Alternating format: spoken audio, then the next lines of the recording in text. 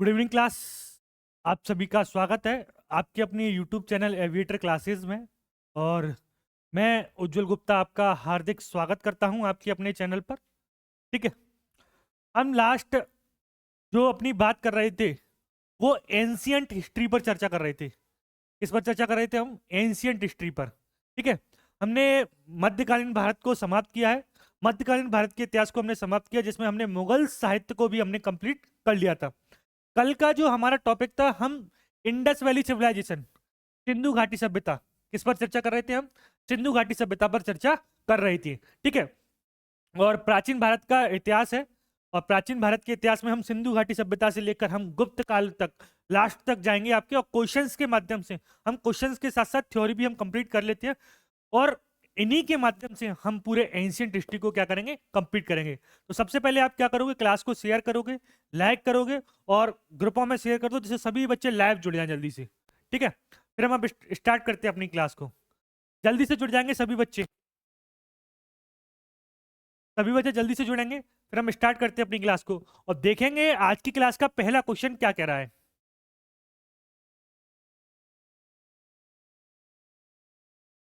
आज की क्लास का पहला क्वेश्चन,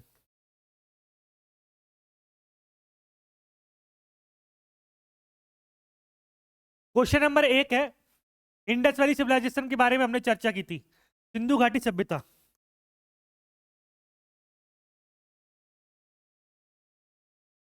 सिंधु घाटी सभ्यता, सिंधु घाटी सभ्यता का आपको मैंने कल टाइम पीरियड भी बताया था। 2350 बीसी से लेकर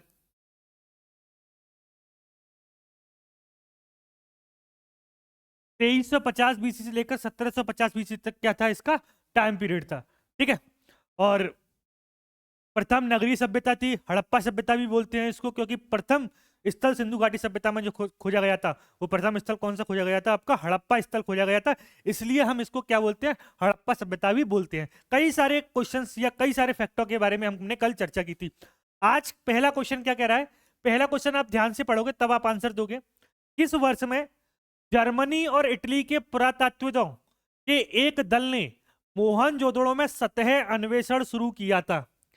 किस वर्ष में जर्मनी और इटली के पुरातत्व के दल ने मोहनजोदड़ो में सतह अन्वेषण शुरू किया था? 1955, 1970, 1980 या 1990?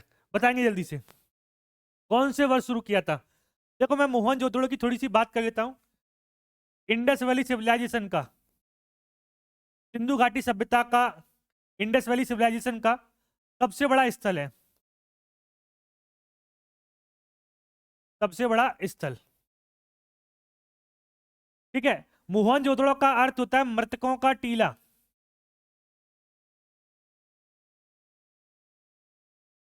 मोहनजोदड़ो का क्या अर्थ होता है? मोहनजोदड़ो का अर्थ होता है मृतकों का टीला। इसकी खोज की थी 1922 में राखलदास बनर्जी ने, जिसको हम बोलते हैं शॉर्ट में आर डी बनर्जी।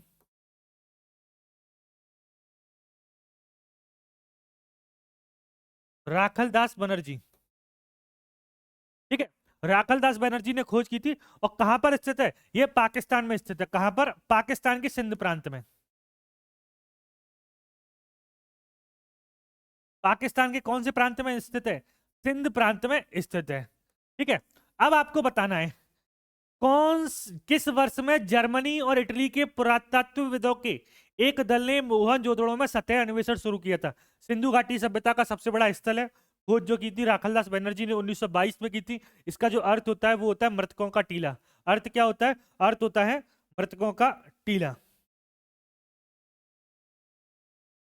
ठीक है, तो राइट आंसर क्या हो जाएगा? राइट आंसर हो जाएगा ऑप्शन नंबर सी। क्या हो जाएगा? 1980 में। 1980 में। तो राइट आंसर क्या हो जाएगा? राइट आंसर हो जाएगा ऑप्शन नंबर सी। ठीक है, क्वेश्चन नंबर 2।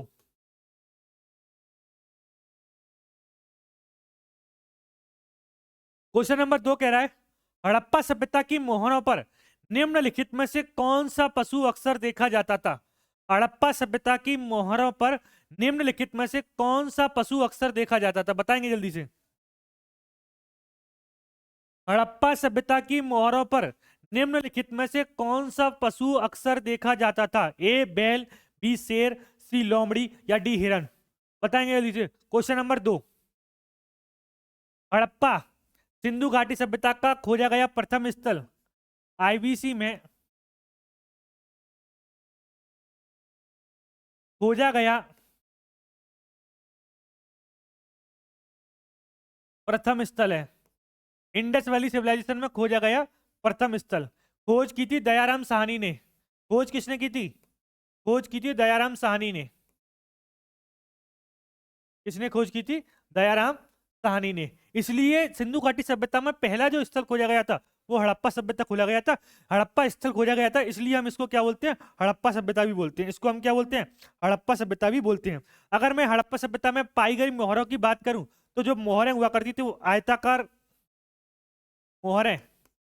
मोहरें कौन कौन सी हुआ करती थी? मोहरें आयताकार हुआ करती थी। आयताकार, वर्गाकार, आयताकार हुआ करती थी, वर्गाकार हुआ करती थी, गोलाकार हुआ करती थी, बेलनाकार हुआ करती थी। आयताकार, वर्गाकार, गोलाकार एवं बेलनाकार इनकी मोहरें हुआ करती थी। इनकी मोहरों पर अक्सर हाथी, गेंडा, बाघ, बकरी, कई सारे पशुओं का वो मिलता था चित्र। हाथी है,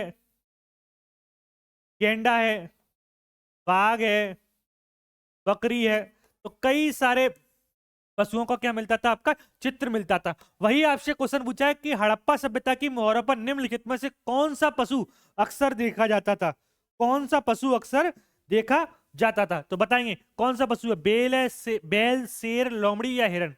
जल्दी से बताएं। क्वेश्चन नंबर 2, क्वेश्चन नंबर 2 का आंसर देंगे। कौन सा देखा जाता था? तो अधिकतर जो देखा जाता था वो कौन सा देखा जाता था? बैल देखा जाता था। कौन? बैल। राइट आंसर हो जाएगा, राइट आंसर हो जाएगा ऑप्शन नंबर ए। क्या होगा? Option number A. Question number 3, question number 3, निम्नलिखित में से कौन सा हड़प्पा स्थल शिल्प कलाओं के उत्पादन से संबंधित नहीं है? कौन सा हड़प्पा स्थल शिल्प कलाओं के उत्पादन से संबंधित नहीं है? ए बालाकोट, बी मांडा, सी चनूदड़ो या डी नागेश्वर?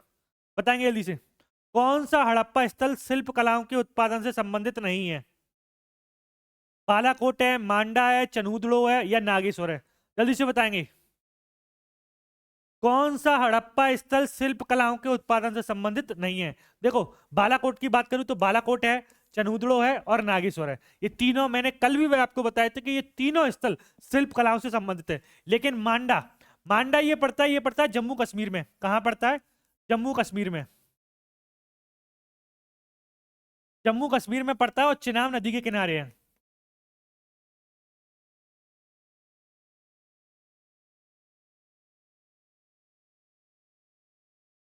कौन सी नदी के किनारे? चिनाब नदी के किनारे जम्मू कश्मीर में स्थित है। ठीक है। और सिंधु घाटी सभ्यता का सबसे उत्तरी स्थल भी है। इंडस वैली सिविलाइजेशन में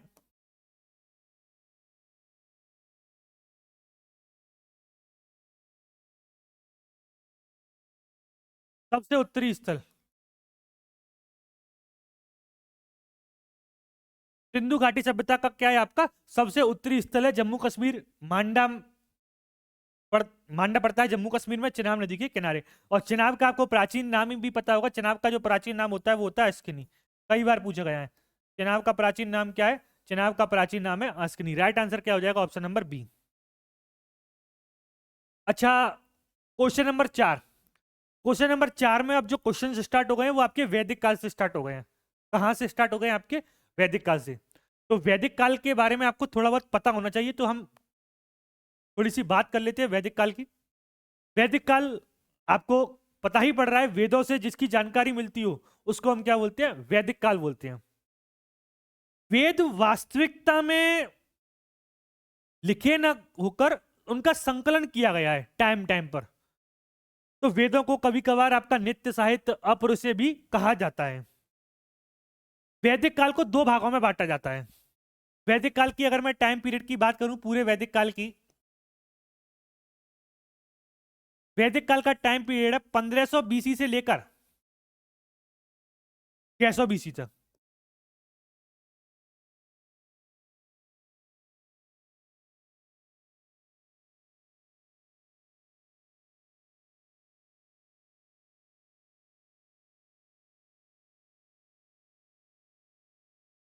1500 बीसी से लेकर 600 बीसी तक क्या टाइम पीरियड होता है?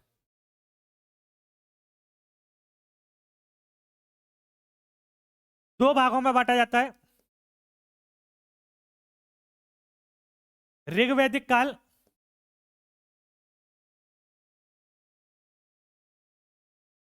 जिसके बारे में जानकारी ऋग्वेद से मिलती हो, जिसके बारे में जानकारी किससे मिलती हो? ऋग्वेद से मिलती हो। ऋग्वेद का टाइम पीरियड है 1500 बीसी से लेकर 1000 बीसी तक। ठीक है, दूसरा है उत्तर वैदिक काल।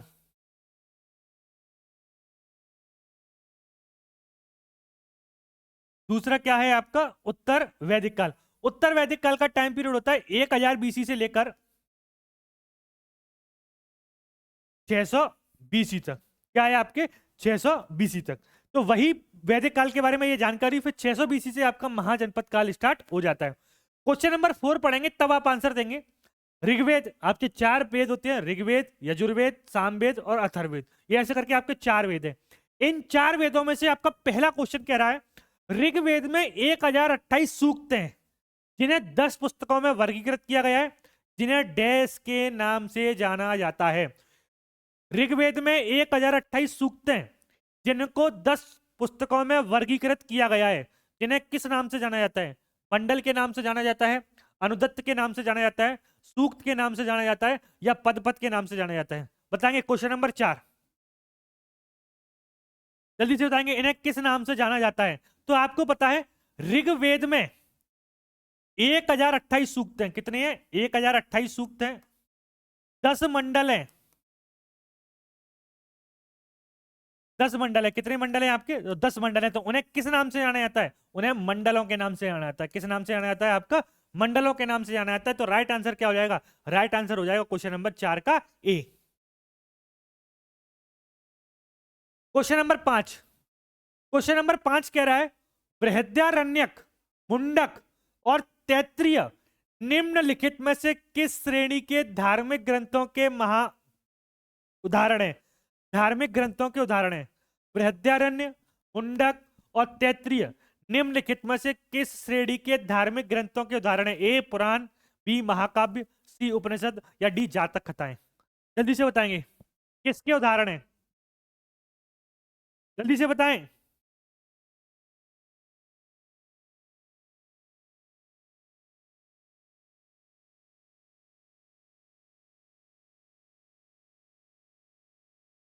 जल्दी से बताएं।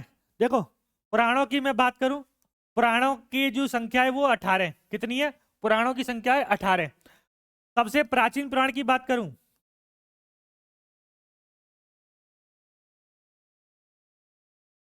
सबसे प्राचीन पुराण की बात करूं तो सबसे प्राचीन पुराण होता है मत्स्य पुराण।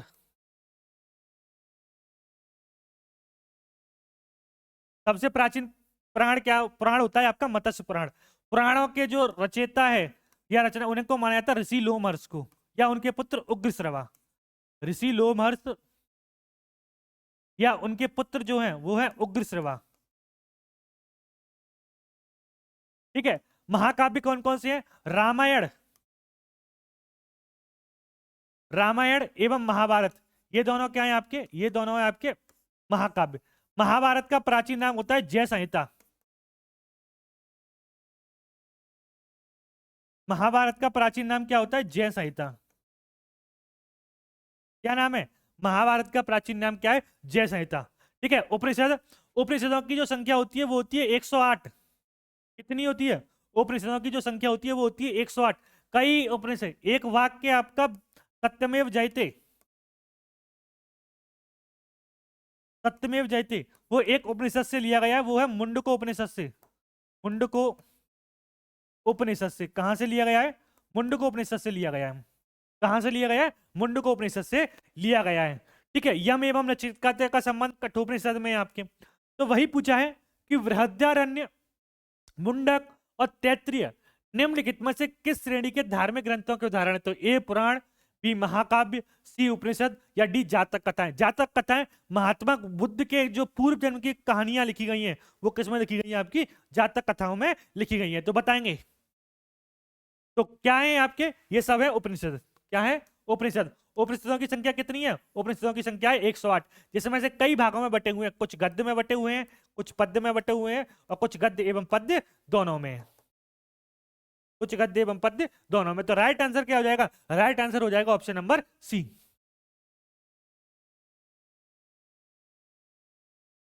क्वेश्चन नंबर 6, हिंदू धर्म में डैश देव को पौधों के स्वामी, हिंदू धर्म में डैश देव को पौधों के स्वामी, रोगों के उपचारक और धन के दाता माना जाता है।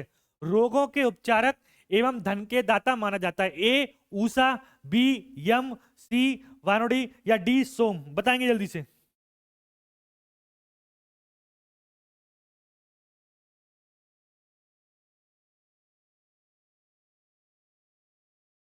देखो, हिंदू धर्म में आपको यम को पता है, किसको माना जाता है? मृत्यु का देवता। मृत्यु का देवता माना जाता है। उषा को किसको माना जाता है? उषा को माना जाता है भोर की देवी। उषा को क्या माना जाता है? उषा को माना जाता है भोर की देवी। क्या माना जाता है? भोर की देवी माना जाता है।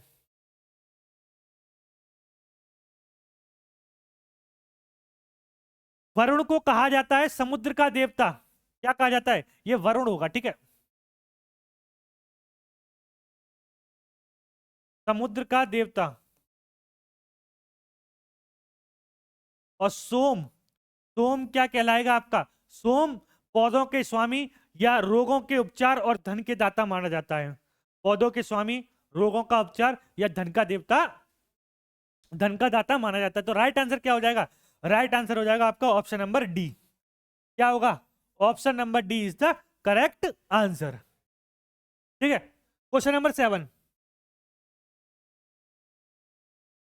क्वेश्चन नंबर 7 कह रहा है, निम्नलिखित में से कौन सी हिंदू धर्म की प्रमुख दार्शनिक विचारधारा है? क्लास को शेयर कर दो, लाइक कर दो, सबसे पहले लाइक करेंगे सभी बच्चे। हिंदू धर्म की प्रमुख दार्शनिक विचारधारा कौन सी है? ए संन्यास है, बी मोक्ष है, सी अर्थ है, या डी वैशेषिक है? बताएंगे।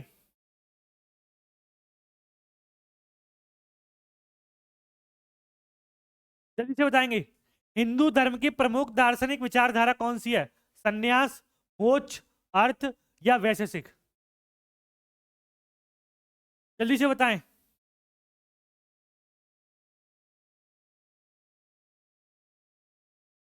हिंदू धर्म की प्रमुख दार्शनिक विचारधारा, तो हिंदी धर्म की प्रसिद्ध जो आपकी प्रमुख दार्शनिक विचारधारा है वो कौन सी? वैशेषिक।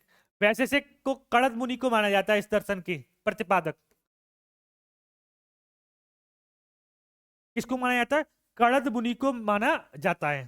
तो राइट आंसर क्या हो जाएगा? राइट आंसर हो जाएगा ऑप्शन नंबर डी। क्या होगा? Option number D is the correct answer.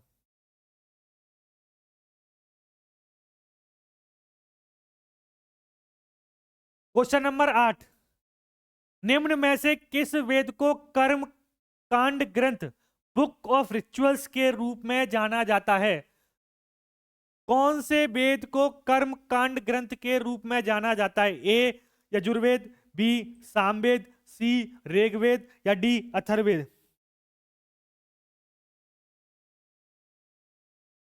जल्दी से बताएंगे।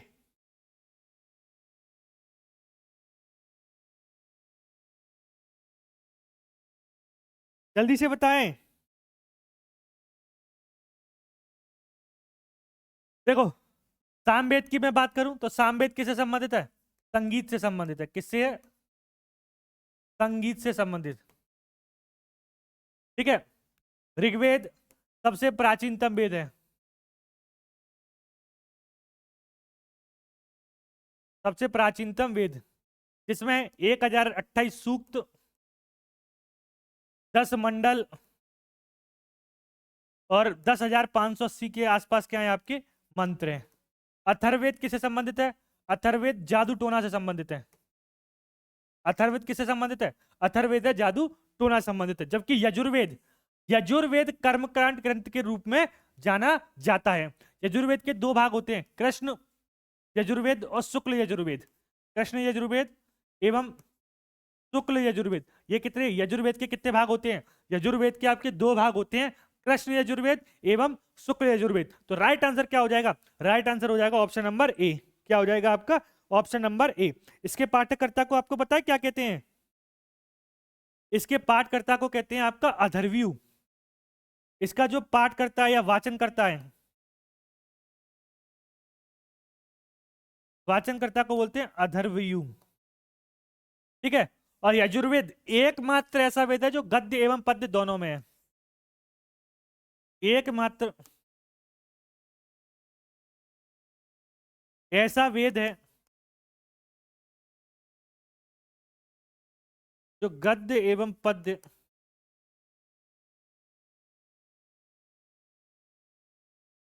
दोनों में है।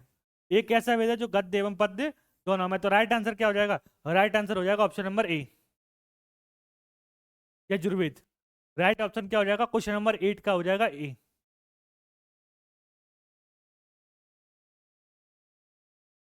क्वेश्चन नंबर 9, यजुर्वेद डैश से संबंधित है? यजुर्वेद किससे संबंधित है?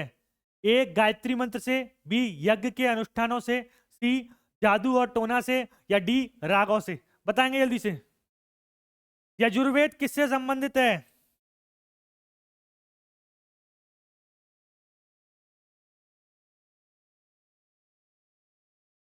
जल्दी से बताएंगे। यजुर्वेद किससे संबंधित है? गायत्री मंत्र, यज्ञ के अनुष्ठानों से, जादू और टोना से, या डी राग से? देखो, गायत्री मंत्र का उल्लेख किसमें है? गायत्री मंत्र का उल्लेख किया गया ऋग्वेद में। गायत्री मंत्र का उल्लेख किसमें किया गया? ऋग्वेद में। जादू और टोना किससे संबंधित है? अथर्ववेद में। अथर्ववेद में। राग किसमें आता है? राग, संगीत के जितने भी राग आएंगे वो किसमें आएंगे? आपके सामवेद में।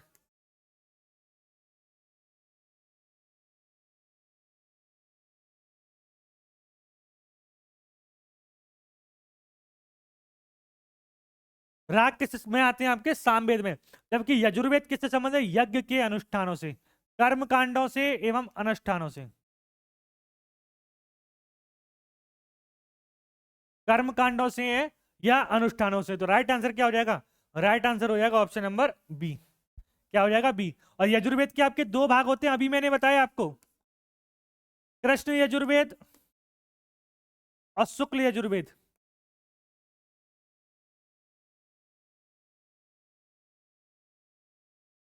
कृष्ण यजुर्वेद एवं शुक्ल यजुर्वेद। तो राइट आंसर क्या हो जाएगा? राइट आंसर हो जाएगा option number B. Question number 10, Yajurveda की कितनी शाखाएं हैं? यजुर्वेद की कितनी शाखाएं हैं? 3, 2, 5, 4? जल्दी से बताएंगे। यजुर्वेद की कितनी शाखाएं हैं?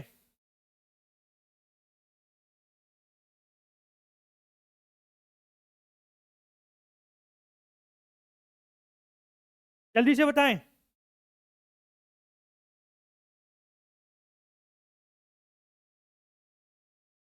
यजुर्वेद की कितनी शाखाएं हैं?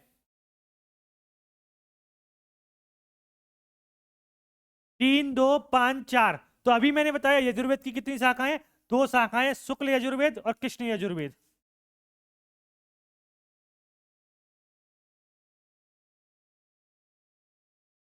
शुक्ल यजुर्वेद एवं कृष्ण यजुर्वेद। तो राइट आंसर क्या हो जाएगा? राइट आंसर हो जाएगा option number B. Question number 11, वैदिक ग्रंथों के अनुसार संघहित्री का क्या कार्य था? वैदिक ग्रंथों के अनुसार संघहित्री का क्या कार्य था? ए कोषाध्यक्ष, खजांची बोलते हैं जैसे, बी सारथी, सी कर संग्राहक, या डी चारण? बताएंगे जल्दी से। वैदिक ग्रंथों के अनुसार संघहित्री का क्या कार्य था?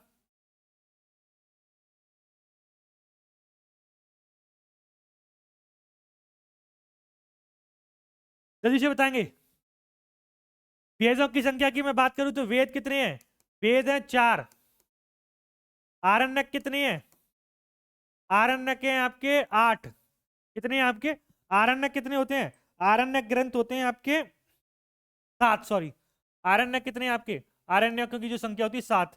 ब्राह्मण ग्रंथों की संख्या होती है 8। ब्राह्मण ग्रंथों की संख्या कितनी होती है आपकी? 8। ठीक है। उपनिषद आपके 108, प्रमुख होते हैं 12। कितने होते हैं?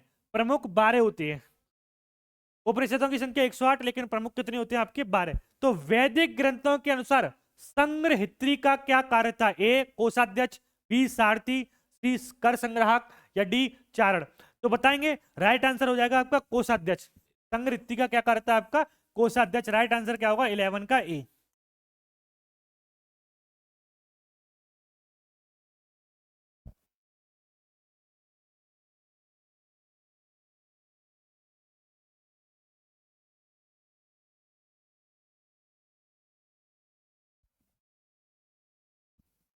Question number 12।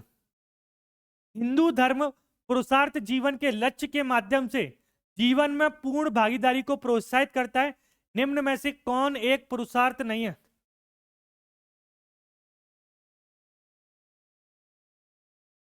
कौन सा एक पुरुषार्थ नहीं है? काम, सत्व, मोक्ष, या डी अर्थ।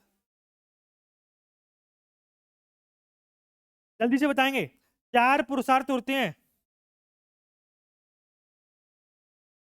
4 पुरुषार्थ होते हैं। धर्म, अर्थ, काम, मोक्ष। कितने होते हैं? धर्म, अर्थ, काम, मोक्ष। तो ये 4 क्या होते हैं? ये 4 होते हैं आपके पुरुषार्थ। इसमें से काम है, मोक्ष है, अर्थ है, लेकिन सत्य राइट आंसर क्या होगा? राइट आंसर होगा ऑप्शन नंबर बी। क्या होगा? Option number B is the correct answer. सत्य क्या होगा? ऑप्शन नंबर बी सही आंसर होगा। क्या होगा? Option number B. Question number 13। निम्नलिखित में से कौन सा ग्रंथ वैदिक साहित्य का हिस्सा नहीं है? कौन सा ग्रंथ वैदिक साहित्य का हिस्सा नहीं है? क्वेश्चन नंबर 13 का आंसर देंगे आप। कौन सा ग्रंथ वैदिक साहित्य का हिस्सा नहीं है? ए ब्राह्मण, बी आरण्यक, सी पिटक, डी उपनिषद। जल्दी से बताएंगे।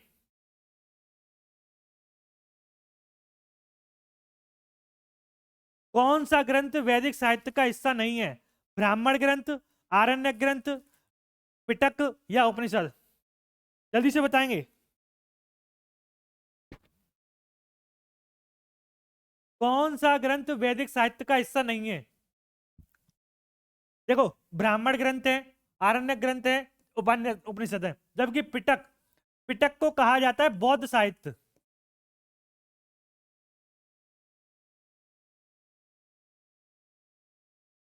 पिटक को क्या कहा जाता है?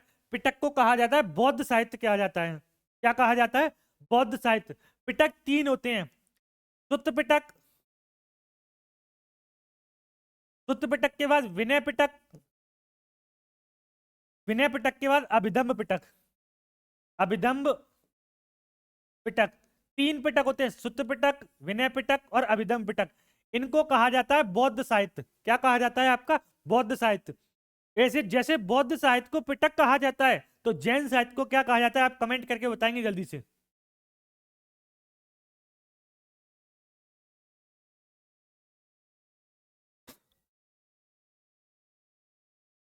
पिटक बौद्ध साहित्य के कहलाते हैं, जबकि जैन साहित्य को कहा जाता है आगम।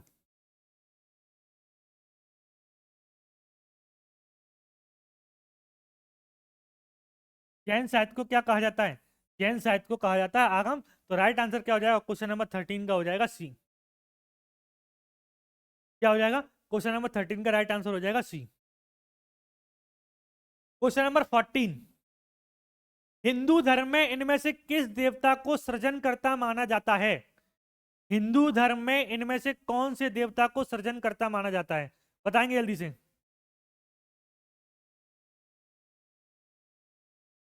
कौन से देवता को सृजनकर्ता के रूप में जाना जाता है?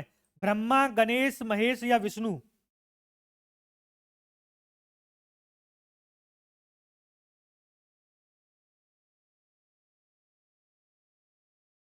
सृष्टि के सृजनकर्ता भगवान विष्णु को संचलनकर्ता के रूप में माना जाता है। तो राइट आंसर क्या हो जाएगा? राइट आंसर हो जाएगा 14 का ए।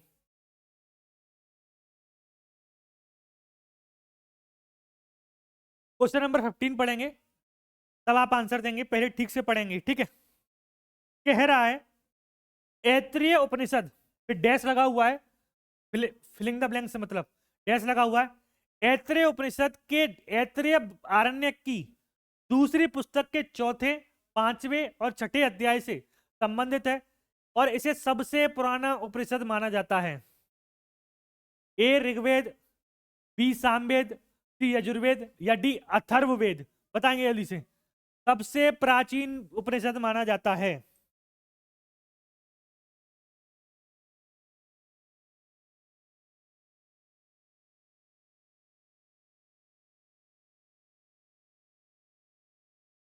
ऐत्रेय उपनिषद के ऋग्वेद के, यहां पर आएगा ऋग्वेद, ऋग्वेद के ऐत्रेय ब्राह्मण की दूसरी पुस्तक के चौथे, पांचवें और छठे अध्याय से संबंधित है। इसे सबसे पुराना उपनिषद माना जाता है। ऋग्वेद, आपको पता है मंडलों की संख्या कितनी है? मंडलों की संख्या 10। ऋचाएं कितनी है? 10,600 या 10,562। इसके पढ़ने वालों को क्या कहते हैं? होत्र कहते हैं। सूक्तों की संख्या 1028 है। सूत्रों की संख्या कितनी है आपकी? 1028। राइट आंसर क्या होगा? राइट आंसर होगा option number A. Question number 16। Question number 16 कह रहा है ऋग्वेद 4 वेदों में से पवित्रम वेद है। इसमें 10,600 ऋचाओं के 10 सूक्तों के 10 अध्याय शामिल हैं। 10 अध्यायों को कहा जाता है मंडल। तो कितने सूक्त हैं आपको ये कमेंट करके बताना है। ऋग्वेद में कितने सूक्त हैं?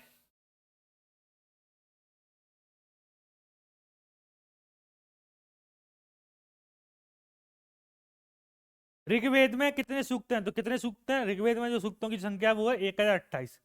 राइट आंसर हो जाएगा ऑप्शन नंबर ए।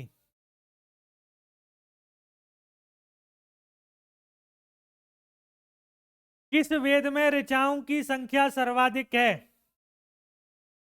अच्छा, मैं थोड़ा इनके बारे में थोड़ा सा बता देता हूँ, चारों वेदों के बारे में, ठीक है? आप एक बार समझ लेंगे तब आप पढ़ेंगे, ठीक है? मैं चारों वेदों के बारे में आपको थोड़ा सा बता देता हूँ।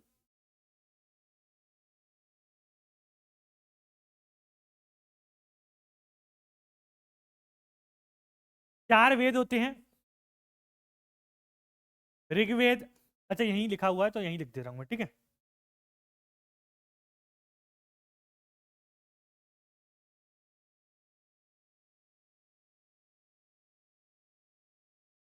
ऋग्वेद को मैं तो बता चुका हूँ। इसके 3 भाग होते हैं, साकल, वाल्खिल्य। कितने भाग हैं आपके? 3 भाग हैं। पहला भाग कहलाता है आपका साकल, दूसरा भाग कहलाता है आपका वाल्खिल्य और तीसरा भाग कहलाता है आपका, तीसरा भाग क्या कहलाएगा? तीसरा भाग कहलाता है आपका वास्कल। क्या कहलाता है आपका? वास्कल। वास्कल। ऋग्वेद में मंडलों की संख्या कितनी है आपकी? ऋग्वेद में 10 मंडल हैं। कितने मंडल हैं? ऋग्वेदों में जो मंडलों की जो संख्या है वो कितनी मंडल है आपके? 10 मंडल है। जिसके में के तीसरे मंडल में, थर्ड मंडल में गायत्री मंत्र का उल्लेख है। गायत्री मंत्र का उल्लेख है। किसका उल्लेख है? गायत्री मंत्र का उल्लेख है। और गायत्री मंत्र की रचना किसने की है? विश्वामित्र ने, गुरु विश्वामित्र ने। गायत्री मंत्र का उल्लेख कौन से मंडल में? गायत्री मंत्र का जो उल्लेख है वो तीसरे मंडल है ऋग्वेद की। इसकी जो रचना की है वो किसने की है? विश्वामित्र ने की है। किसने की है? विश्वामित्र ने की है। देखो इन मंडलों में जो 10 मंडल है, प्राचीन 2 से 7 है, बाकी सब नहीं है। सामवेद संगीत से संबंधित है। सामवेद किससे संबंधित है? सांगवेद संबित से संबंधित, संगीत से संबंधित। अथर्ववेद जादू टोना से है। और यजुर्वेद है आपका, यजुर्वेद के 2 भाग, कृष्ण यजुर्वेद, शुक्ल यजुर्वेद, यज्ञ अनुष्ठानों से।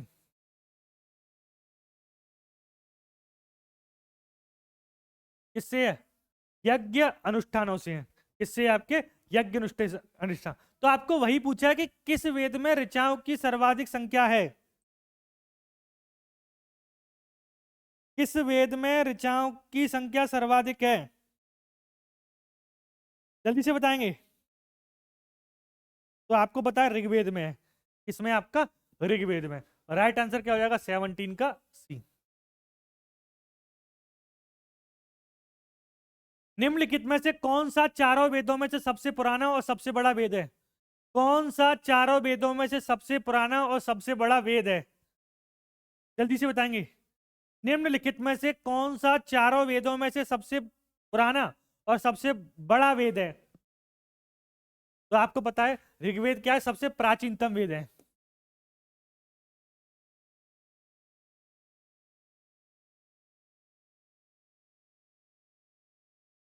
सबसे प्राचीनतम वेद कौन सा है?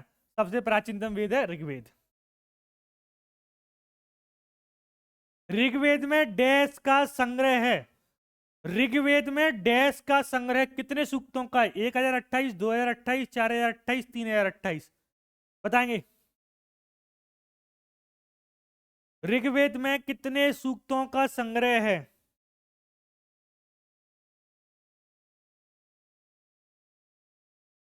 ऋग्वेद में कितने सूक्तों का संग्रह है? ऋग्वेद में कितने सूक्त हैं? तो कई बार बता चुका हूं, ऋग्वेद में कितने हैं आपके? 1028।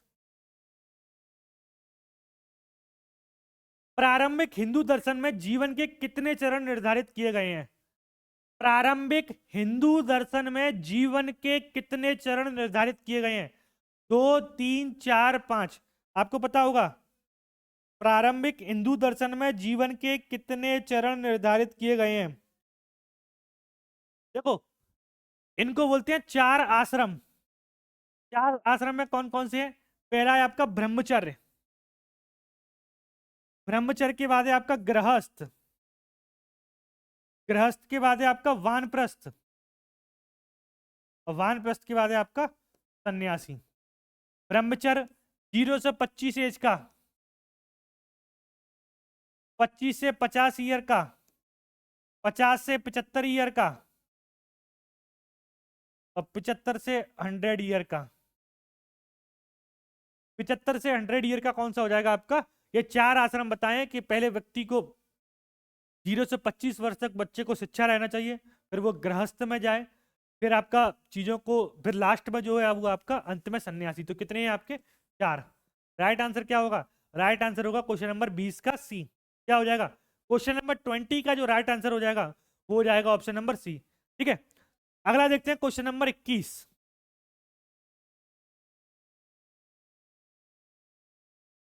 चारों वेदों में से किस वेद को यज्ञ सूत्रों के वेद के रूप में जाना जाता है? चारों वेदों में से किस वेद को यज्ञ सूत्रों के वेद के रूप में जाना जाता है?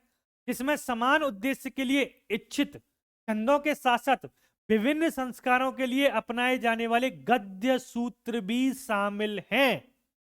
इसमें ए ऑप्शन है सामवेद, बी ऑप्शन है अथर्ववेद, सी ऑप्शन है यजुर्वेद, या डी ऑप्शन है ऋग्वेद? बताएंगे जल्दी से। जल्दी से बताएंगे। चारों वेदों में से किस वेद को यज्ञ सूत्रों के वेद के रूप में जाना जाता है? यज्ञ बलिदानों से, यज्ञ अनुष्ठानों से, कर्म कांडों से संबंधित है। सामवेद, अथर्ववेद, यजुर्वेद या ऋग्वेद? तो राइट आंसर क्या हो जाएगा? राइट आंसर हो जाएगा ऑप्शन नंबर सी।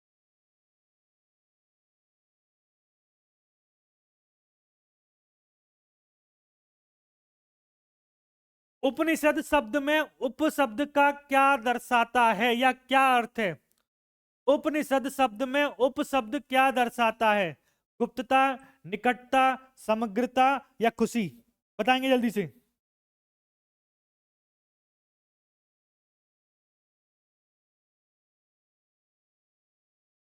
उपनिषद शब्द में उप क्या दर्शाता है? जल्दी से बताएं। तो उपनिषद में उपशब्द क्या दर्शाता है? उपशब्द दर्शाता है निकटता को। किसको दर्शाता है? निकटता को दर्शाता है। Question number 23। ऋग्वेदों के स्त्रोतों को डैश के रूप में भी जाना जाता है। ऋग्वेद के स्रोतों को डैश के रूप में भी जाना जाता है? जल्दी से बताएंगे। ऋग्वेद के सोर्सों को डैश के रूप में भी जाना जाता है। ए सूक्त, बी ज्ञान, सी रुद्र या डी कर्मकांड? बताएंगे जल्दी से।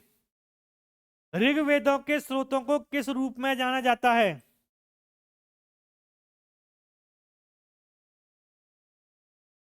तो कई बार बता चुका हूं, ऋग्वेद के स्रोतों को किस रूप में जाना जाता है? सूक्तों के रूप में। और कितने सूक्त हैं? 1028 सूक्त हैं।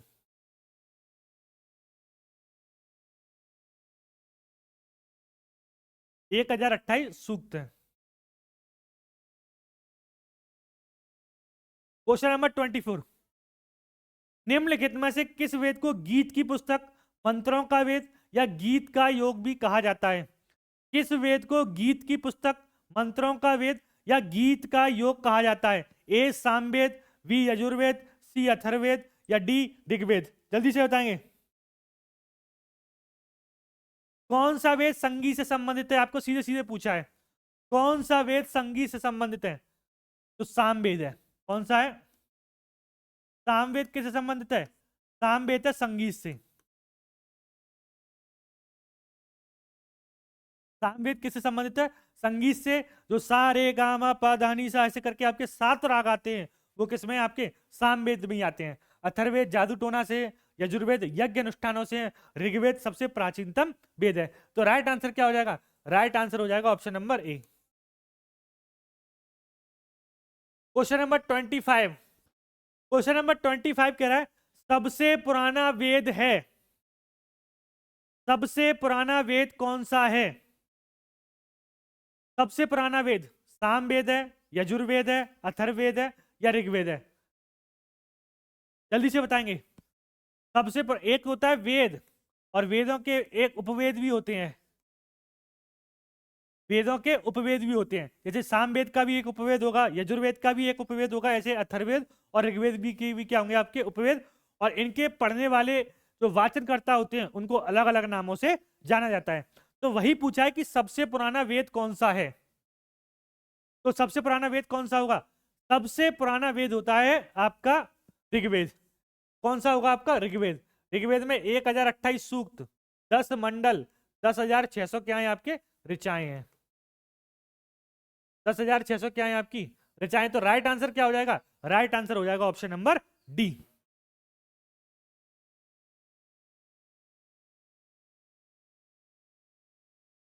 ठीक है, आज की क्लास को हम यहीं पर समाप्त करेंगे और हम एंशियंट हिस्ट्री में अब सिंधु घाटी सभ्यता को कंप्लीट करके वैदिक काल में पहुंच चुके हैं और हम वैदिक कालीन साहित्य पर चर्चा कर रहे हैं।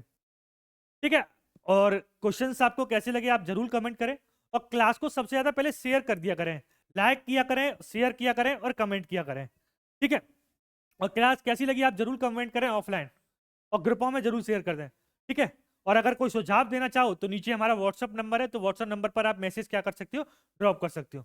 फिर मिलेंगे आपसे एक और बेहतरीन क्लास के साथ। तब तक के लिए आप खुश रहिए, पढ़ते रहिए। जय हिंद।